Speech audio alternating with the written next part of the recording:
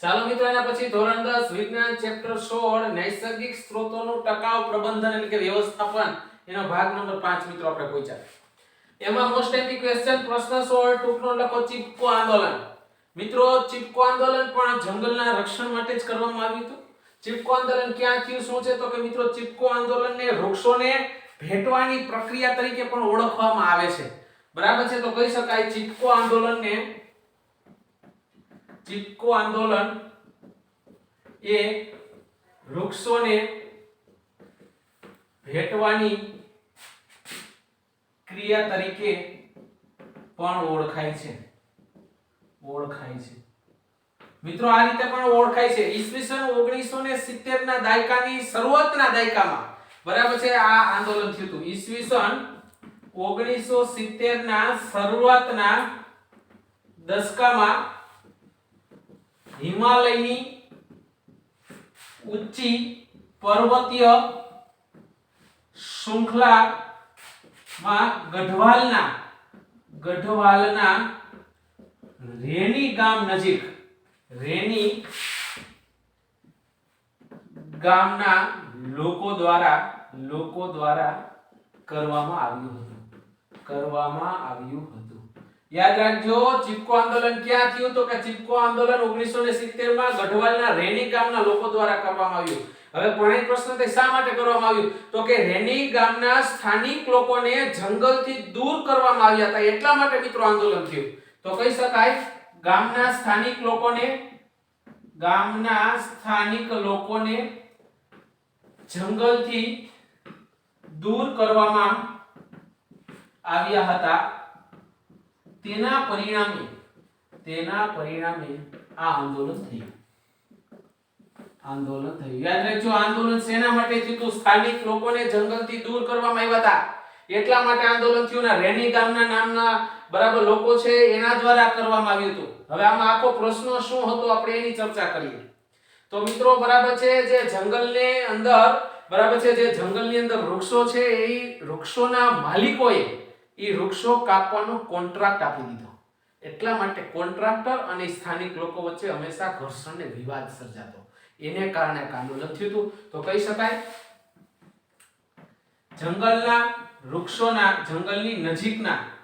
જંગલની નજીકના વૃક્ષોના માલિકોએ વૃક્ષો કાપવાનો કોન્ટ્રાક્ટ એ કોન્ટ્રાક્ટરને આપી દીધો હતો.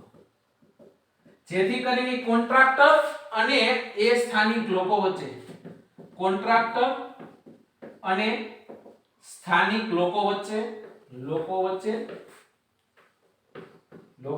હંમેશા ઘર્ષણ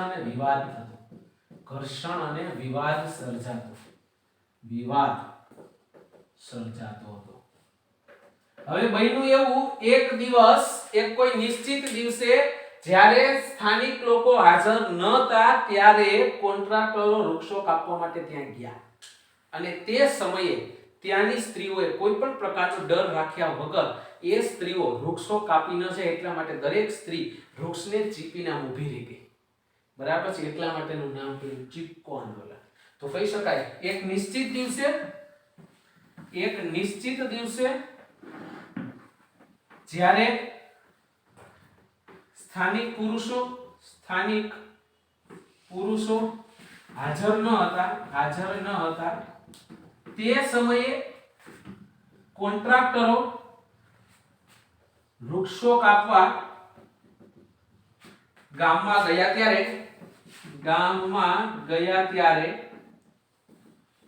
ત્યાંની સ્ત્રીઓએ કોઈ પણ પ્રકારનો ભય કે ડર રાખ્યા વગર વૃક્ષોને ચીપીને ઊભી રહી ગઈ અને વૃક્ષો કાપવા દીધા નહીં. મિત્રો એ સમયે એની સ્ત્રીઓ વૃક્ષો કાપી ન જાય એટલા માટે કોઈ પણ પ્રકારનો ભય રાખ્યા વગર તે ઊભી રહી ગઈ અને બરાબર છે વૃક્ષો કાપવા દીધા નહીં અને ત્યાંથી કોન્ટ્રાક્ટરને પાછું જવું પડ્યું. તો કહી શકાય ત્યાંથી કોન્ટ્રાક્ટરોને પાછું જવું પડ્યું. અને મિત્રો આ આંદોલન બરાબર એ સમયે મનુષ્યની અંદર અને લોક સંચારમાં ઝડપથી પસરી ગયું. તે સમયે આ આંદોલન લોક સંચારમાં અને મનુષ્યમાં ઝડપથી પ્રસરી ગયું. એટલે ફેલાઈ ગયું. જેથી સરકારી વન વિભાગે જે તે સમયે જંગલના સ્ત્રોતોનું રક્ષણ થાય તે માટે નવી વિચારણા કરવાની જરૂર પડી. આ આંદોલનને મિત્રો ચિપકો આંદોલન તરીકે ઓળખવામાં આવે. તો શું છે ચિપકો આંદોલન? તો ચિપકો આંદોલન એ વૃક્ષોને ભેટવાની ક્રિયા તરીકે પણ ઓળખવામાં મિત્રો આવે છે. ઈસવીસન 1970 ના શરૂઆતના દશકમાં હિમાલયની ઉચ્ચ પર્વતીયમાં ગઢવાલના રેની ગામના લોકો દ્વારા મિત્રો આંદોલન કરવામાં આવ્યું હતું. ગામના સ્થાનિક લોકોને જંગલથી દૂર કરવામાં બરાબર આવ્યા હતા. એના પરિણામે આંદોલન થયું. જંગલની નજીકના વૃક્ષોના માલિકોએ વૃક્ષો કાપવાનો કોન્ટ્રાક્ટરને આપી દીધો. જેથી કરીને કોન્ટ્રાક્ટર અને સ્થાનિક લોકો વચ્ચે હંમેશા ઘર્ષણ રહેતું હતું.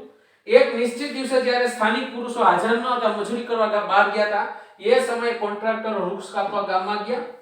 ત્યારે તેની સ્ત્રીઓ કોઈ પણ પ્રકારનો ભય કે ડર રાખ્યા વગર વૃક્ષોને ચીપીને ઊભી રહી ગઈ અને વૃક્ષો કાપવા દીધા નહીં. કોન્ટ્રાક્ટરને પાછું જવું પડ્યું. અને મિત્રો આંદોલન બરાબર છે એ જે તે સમયે લોક સંચારમાં મનુષ્યમાં ઝડપથી પ્રસરી ગયું. એને કારણે સરકારી વન વિભાગને જે તે સમયે જંગલના સ્ત્રોતોનું રક્ષણ થાય તે માટે એને નવી પુનઃ વિચારણા કરવાની જરૂરિયાત પડી હતી. એટલે મિત્રો આ આંદોલનને ચિપકો આંદોલન તરીકે ઓળખવામાં આવે છે. તો મોસ્ટ એમ્પિટોકમાં ચિપકો આંદોલન.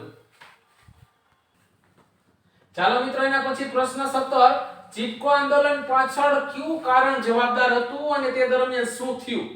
બરાબર. અને આંદોલનનું શું પરિણામ આવ્યું? મિત્રો આગળનો પ્રશ્ન જો એ જ પ્રશ્ન છે, ફેરવીને પૂછી શકે. તો ચિપકો આંદોલન પાછળ કયું કારણ હતું? તો કે ચિપકો આંદોલન પાછળ બરાબર છે કોન્ટ્રાક્ટર અને તેના માણસો ગામના સ્થાનિક લોકોની વચ્ચે ઘર્ષણ થયું. વૃક્ષ કાપવા બાબતે, જંગલને કાપવા બાબતે બે વચ્ચે ઘર્ષણ થયું. એ બરાબર એનું કારણ હતું. એ દરમિયાન શું થયું? તો કે એ દરમિયાન બરાબર જ્યારે પુરુષો હાજર ન હતા ત્યારે બરાબર આ કોન્ટ્રાક્ટરો અહીંયા વૃક્ષ કાપવા માટે ગયા. ત્યારે તેની સ્ત્રીઓએ બરાબર તેને બાથ ભળી અને ઊભી રહી ગઈ અને કોન્ટ્રાક્ટરને પાછું જવું પડ્યું. મિત્રો એ થયું. પણ એનું પરિણામ શું આવ્યું? તો આપને ખબર છે એનું પરિણામ કે આ આંદોલન બરાબર ઝડપથી પ્રસરી ગયું અને એને કારણે સરકારી વન વિભાગને જંગલના સ્ત્રોતની જાળવણીની પુનઃ વિચારણા કરવાની ફરજ પડી હતી. તો મિત્રો જે આગળનો પ્રશ્ન જોયો એ જ છે. ટૂંકમાં કેવું હોય તો એનું પાછળનું મેઇન કારણ શું હતું? તો કે કોન્ટ્રાક્ટર અને તેના માણસો દ્વારા જંગલને કાપવા માટે સ્થાનિક લોકો સાથેનું ઘર્ષણ જવાબદાર હતું. મિત્રો હું જવાબદાર એ દરમિયાન શું થયું? તો કે તે દરમિયાન ગામની સ્ત્રીઓ વૃક્ષોને ભેટીને ઊભી રહી ગઈ. જેથી કોન્ટ્રાક્ટરને વૃક્ષો કાપ્યા વગર પાછું જવું પડ્યું. મિત્રો આ થયું. એનું પરિણામ શું આવ્યું? તો એનું પરિણામ એ આવ્યું મિત્રો કે આ આંદોલન ઝડપથી પ્રસરી ગયું. આ આંદોલન લોકોમાં ઝડપથી પ્રસરી ગયું. જેથી સરકારે જંગલના સ્ત્રોતોના રક્ષણ માટે પુનઃ વિચારણા કરવાની જરૂર પડી.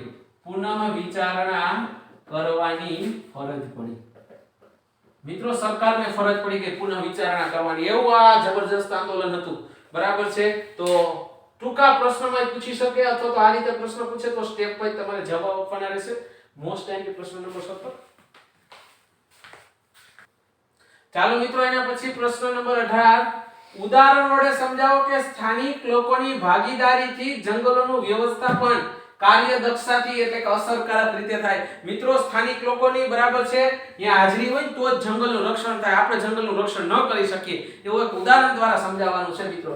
તો કે ઈસવીસન 1972 ની અંદર પશ્ચિમ બંગાળના બરાબર સરકારને સાબિત થઈ ગયું, સરકારને ખબર પડી ગઈ કે બરાબર છે કે આમાં સ્થાનિક લોકોની જવાબદારી જોઈએ. એક એવું ઉદાહરણ આપણે સમજીએ તો ઈસવીસન 1972 ની અંદર પશ્ચિમ બંગાળની રાજ્ય સરકારને સમજાણું કે દક્ષિણ પશ્ચિમ જિલ્લાઓમાં સાલના જંગલોનું જે પુનઃસ્થાપન કરવામાં આવ્યું ને નિષ્ફળ જાય છે કે અત્યારે. તો બરાબર છે આપણે ઉદાહરણ દ્વારા સમજીએ. ઈસવીસન 1972 માં તો ઈસવીસન યાદ રાખજો ટૂંકા પ્રશ્નોમાં. ઈસવીસન 1972 માં પશ્ચિમ બંગાળના રાજ્ય સરકારને સમજાયું કે દક્ષિણ પશ્ચિમ જિલ્લામાં સાલના વૃક્ષોનું વાવેતર પુનઃ નિષ્ફળ જાય છે. એ સમયે સાલના વૃક્ષો વાવ્યા પણ એ બરાબર છે પુનઃ નિષ્ફળ ગયા, પાછા નિષ્ફળ ગયા ને સમજાઈ ગયું 1972 ની અંદર. તો એ સમયે સરકારના વન વિભાગના બરાબર મેન અધિકારી એકે બેનર્જી હતા. તો કહી શકાય તે સમયના વન અધિકારી એકે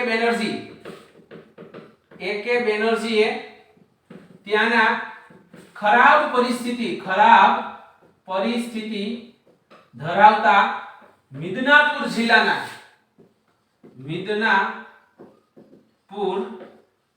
જિલ્લાના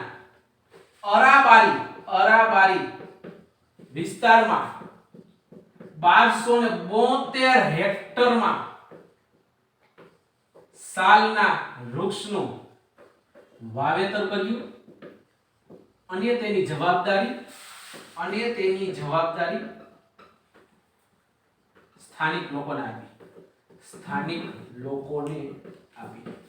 મિત્રો જે તે સમયના વન અધિકારી એકે બેનર્જી બરાબર એના ખરાબ પરિસ્થિતિ હાવ ખરાબ જિલ્લો જે ગણાતો ઈ મિદનાપુર જિલ્લો એનો અરાબારી વિસ્તાર જ્યાં 1272 હેક્ટર વિસ્તારની અંદર મિત્રો એને સાલના વૃક્ષોનું વાવેતર કર્યું અને એની જવાબદારી સ્થાનિક લોકોને આપી. એના બદલામાં એને શું આપ્યું તો કે તેના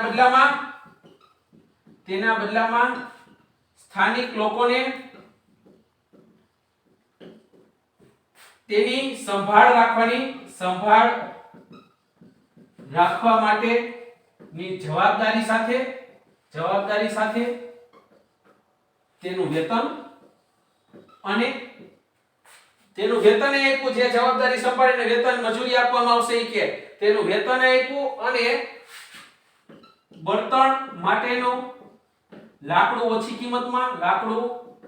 ઓછી કિંમતમાં અને જંગલમાંથી ઘાસચારા માટેની છૂટ આપી.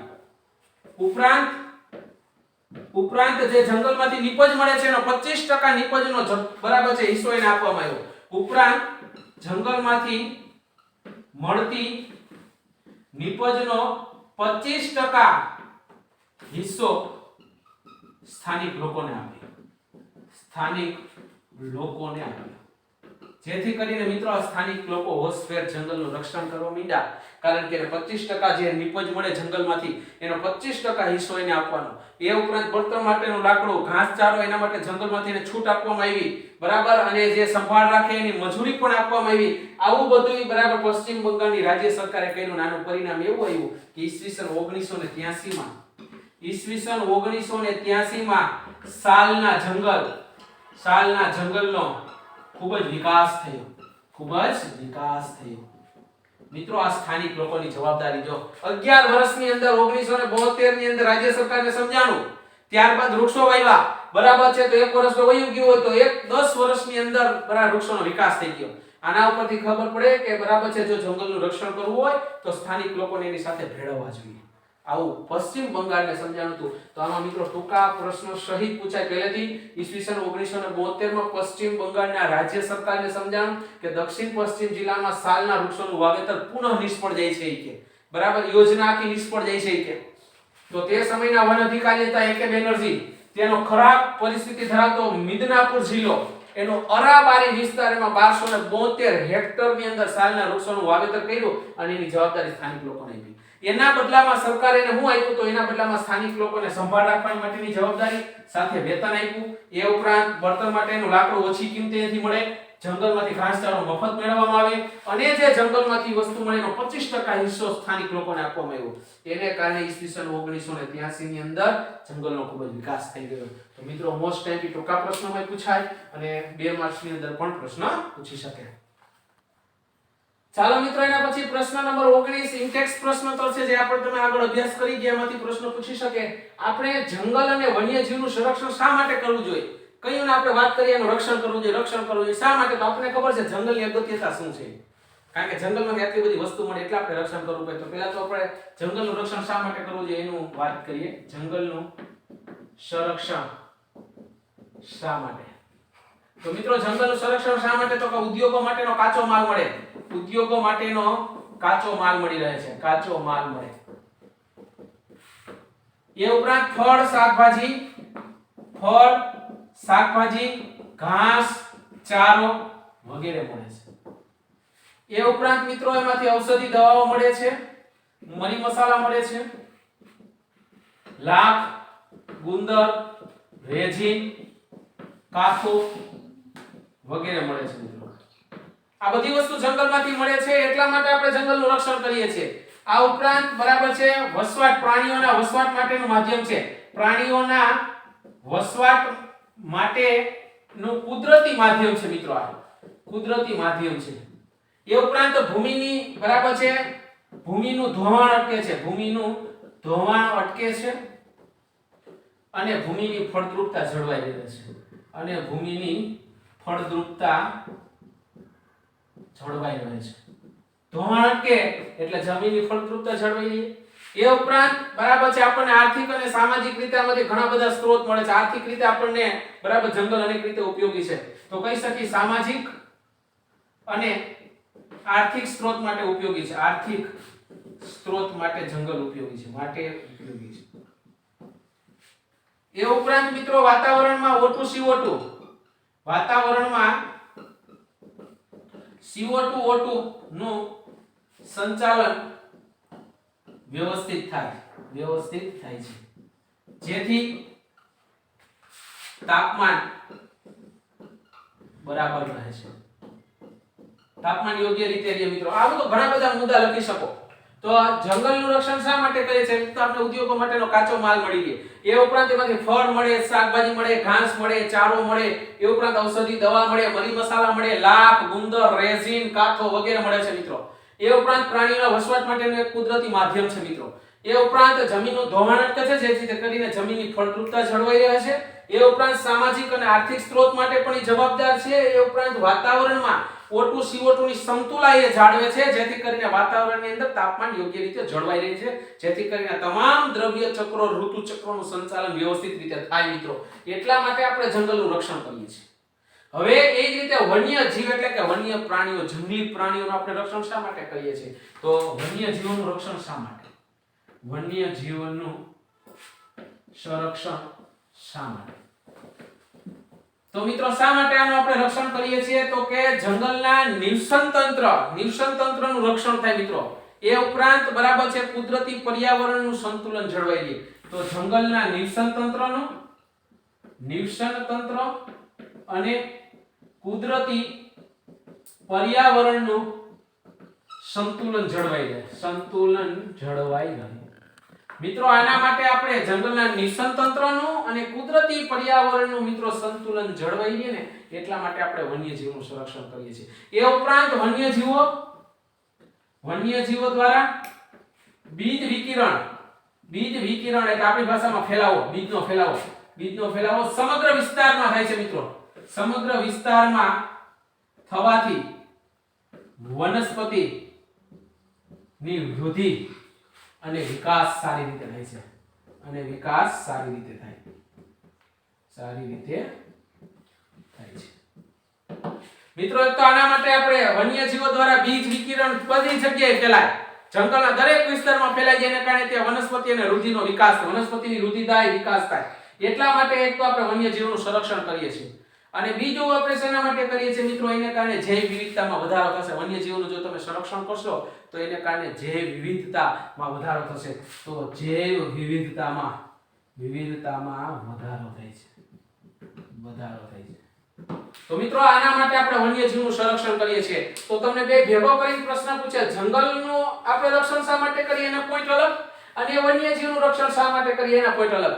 તો મિત્રો બરાબર છે, મોસ્ટ આઈપી ક્વેશ્ચન છે. તો આ ભાગ 5 ની અંદરના તમામ ક્વેશ્ચન તમારી ફેરબુકમાં લખી અને પાકા કરવાના છે.